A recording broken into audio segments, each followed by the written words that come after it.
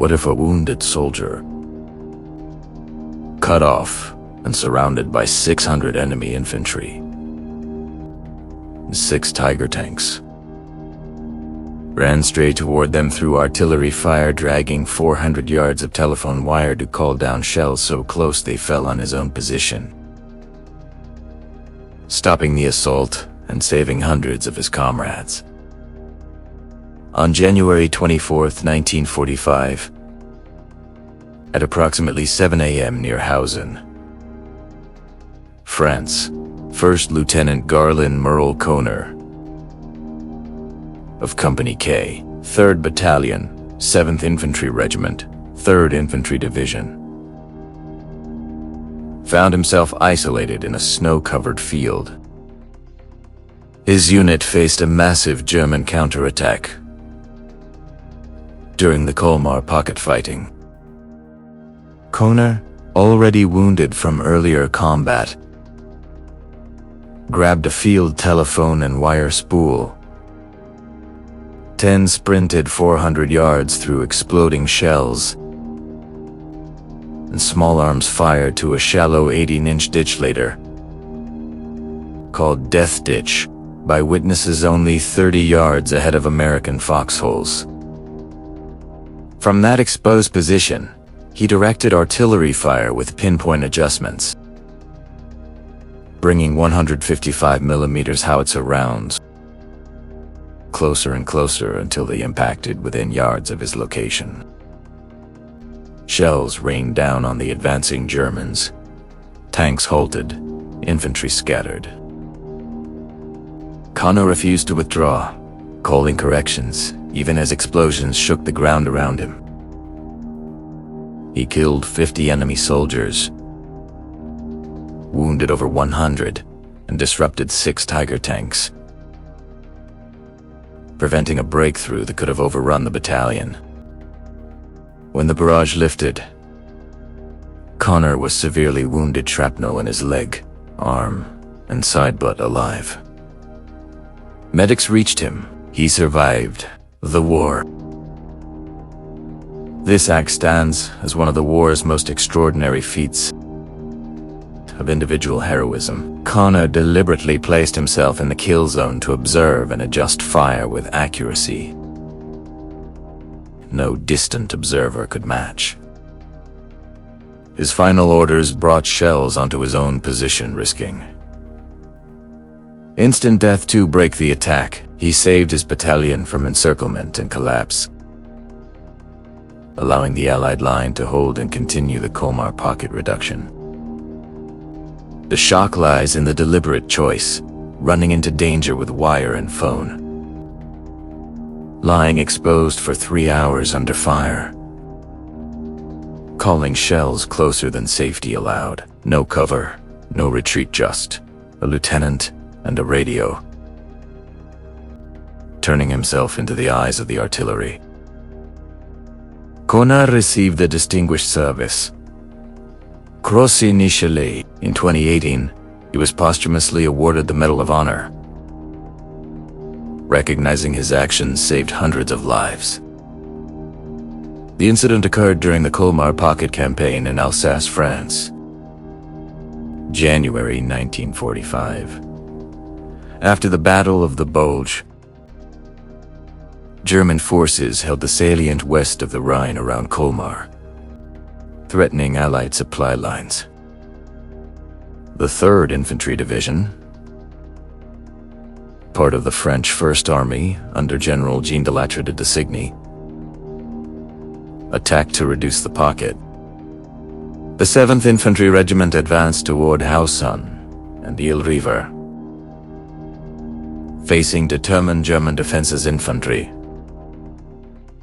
armor, and artillery from the 708th Volksgrenadier Division and elements of the 2nd Mountain Division. On January 24th, Company K attacked across open, snow-covered fields toward German positions.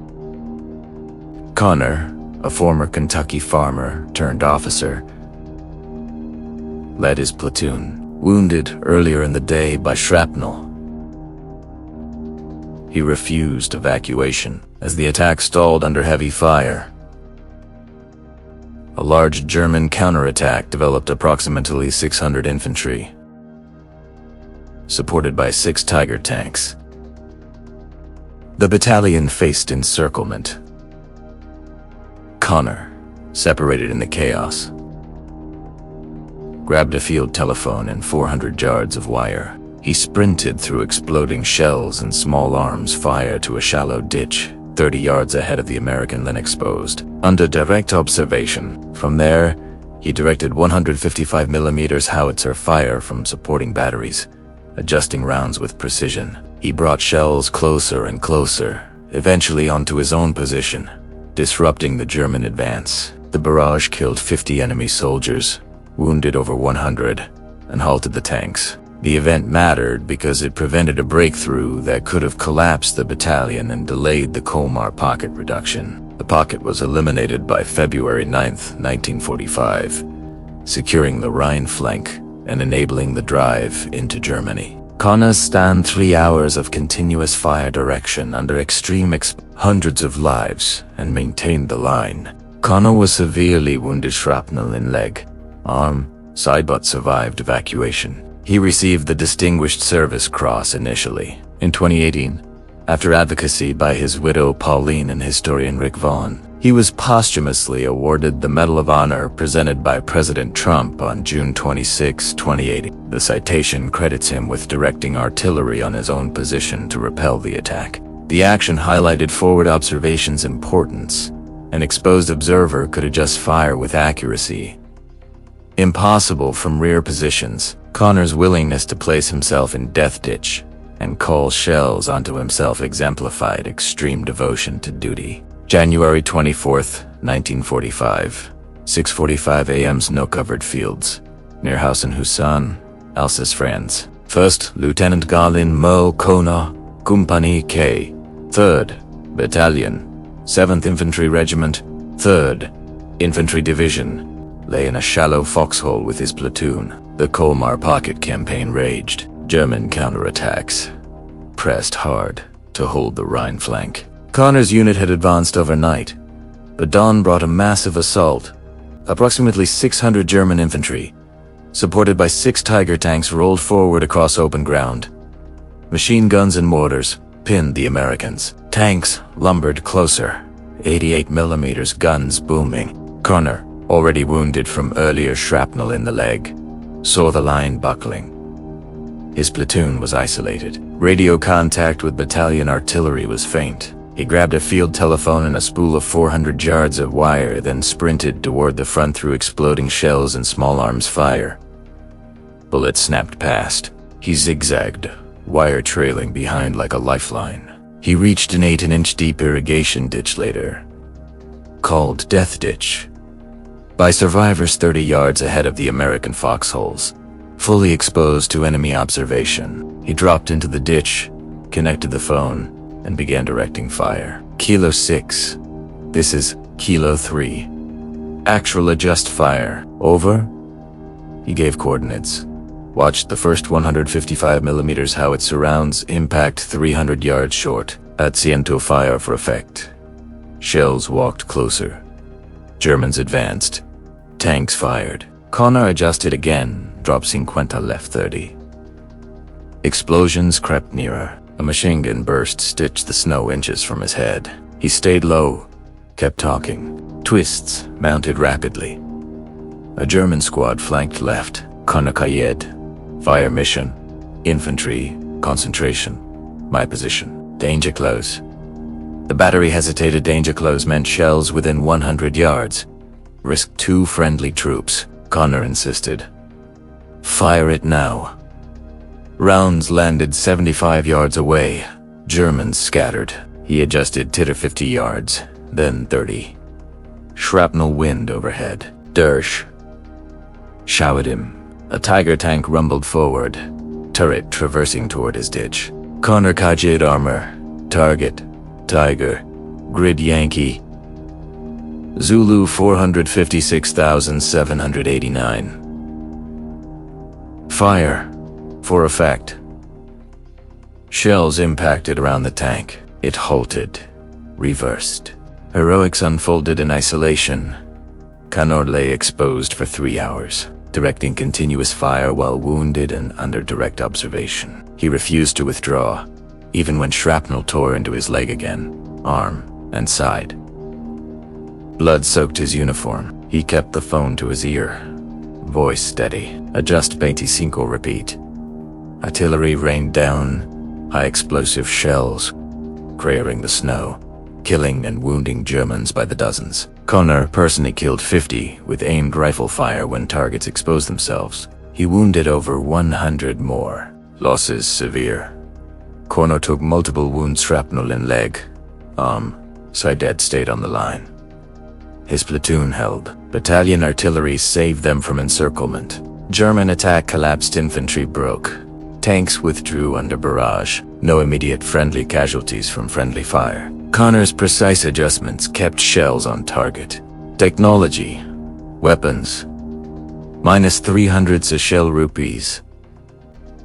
Backpack radio for initial contact. EE8 field telephone with 400 yards. WD1 TT wire. 4 direct artillery link. M1 Garand rifle for personal defense. 155 1 howitzers. Connor used map coordinates and observed fall of shot, classic forward observer role, taken to extreme risk. By 10 a.m., the German assault shattered. Connor's fire mission ended. He collapsed in the ditch, bleeding heavily. Medics reached him under cover of smoke. He was evacuated, survived initial wounds, and lived to war's end. His battalion held the line, contributing to the Colmar pocket reduction by February 9th. The climax peaked at approximately 8:30 a.m. on January 24th, 1945. In the snow-filled ditch, Kona had named Death Ditch. German infantry, hundreds, strong, pressed forward in waves, supported by 6 Tiger tanks. Machine guns hammered, mortar burst around him. Connor, wounded in the leg from earlier shrapnel, lay exposed 30 yards ahead of his battalion's foxholes. They had dragged 400 yards of telephone wire through fire to reach this spot. Now a directed 155mm howitzer fire with pinpoint corrections. Kilo 6, drop 50. Fire for effect, he said into the phone, voice steady despite pain. Shells walked closer 75 yards. 10:50, a German squad flanked right. Connor Kayed, infantry concentration. My position, danger close. The battery fired. Explosions ripped the snow 30 yards away. Shrapnel wind passed his head. Dirt showered him. He adjusted tighter, add 25, repeat. Rounds landed within 20 yards, close enough to feel the concussion. Germans screamed, scattered. A Tiger tank rumbled forward. 88mm gun traversing toward him. Connor. Armor. Target. Tiger. Grid Yankee. Zulu. 456. 789. Fire for effect. Shells impacted around the tank. It halted, reversed under smoke. Tension gripped the ditch. A burst from an MG-42 stitched snow inches from Connor's face. He pressed lower, kept talking. Wounds bled, leg torn, arm gashed, side pierced by shrapnel. He refused morphine. Pain kept him sharp. Adhusties. Fire. Shells fell 10 yards. A Werith erupted. Germans broke. He killed 50 with aimed M1 Garand fire when targets exposed. Wounded over 100 more. The assault collapsed. Infantry retreated. Tanks withdrew. Resolution came by 10 a.m. The German attack shattered. Connor's fire mission ended. He collapsed in the ditch, blood pooling beneath him. Medics reached him under smoke cover. He was evacuated to a field hospital. Wound severe shrapnel. in leg, arm. Side, but he survived initial treatment. His battalion held the line. The breakthrough prevented encirclement and contributed to the Colmar pocket reduction. By February 9, 1945. Connor received the Distinguished Service Cross initially. In 2018, after advocacy by his widow Pauline and historian Rick Vaughn, he was posthumously awarded the Medal of Honor presented June 26, 2018. The citation credits him with directing artillery on his own position for 3 hours, killing 50, wounding 100 plus, stopping 6 tanks, and saving his battalion. The lesson emerged with brutal clarity. Leadership at its core is self-sacrifice for others. Connor deliberately placed himself in the kill zone, running 400 yards through fire, lying exposed for hours, calling shells onto his own position to give artillery the precision needed to break the attack. No cover, no retreat. Only a telephone and unyielding will. He trusted his battery to fire danger close, accepted the risk of friendly shells, and held until the enemy broke. Victory came not from personal combat prowess, but from enabling others, turning himself into the eyes of the guns. The battalion survived. Telina held. Connor's stand showed that in moments of crisis, one man's willingness to stand alone can save many. It was not glory sought, but duty fulfilled. One correction, one shell, one life at a time. Reflecting on the frozen morning of January 24th, 1945, near Hausen, France, Garland Merle, Conores. 3 hours in death ditch revealed the rarest form of heroism. A wounded man deliberately placing himself in the path of destruction to shield those behind him, already bleeding from shrapnel. He ran 400 yards through exploding shells and small arms fire, dragging telephone wire to a shallow irrigation ditch just 30 yards ahead of his battalion's line. There, exposed under direct enemy observation, he directed 155mm howitzer fire with meticulous corrections, bringing shells closer and closer until they fell within yards of his own position. He called danger close barrages, accepting the risk of friendly fire to break a counterattack of 600 German infantry and 6 Tiger tanks. For 3 hours he lay in that ditch, adjusting rounds that killed 50 enemies, wounded over 100, and halted the tanks. Shrapnel tore into his leg, arm, and side. Blood soaked the snow, yet he never left the phone, never withdrew, never faltered. His voice remained steady, drop 25 fire for effect. The barrage shattered the assault. His battalion held. Medics reached him after the Germans retreated. He survived initial wounds and lived to see war's end.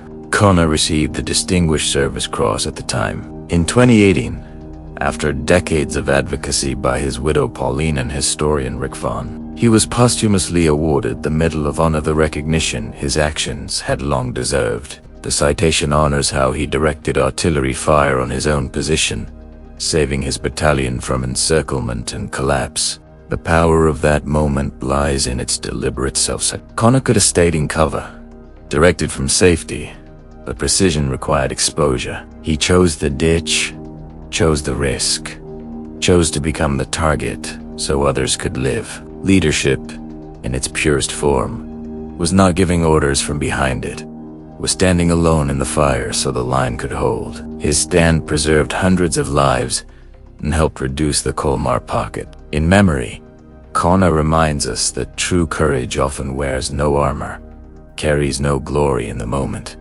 but endures because one person refuses to let fear decide the outcome. Like if Garland Connor's story moved you, comment your thoughts. What hits hardest about calling artillery on himself? Subscribe for more forgotten World War II stories of courage and sacrifice.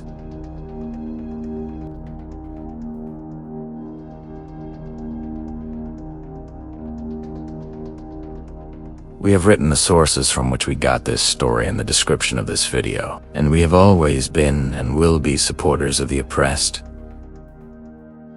regardless of their color, race, or country. This world and its creator are also with the oppressed.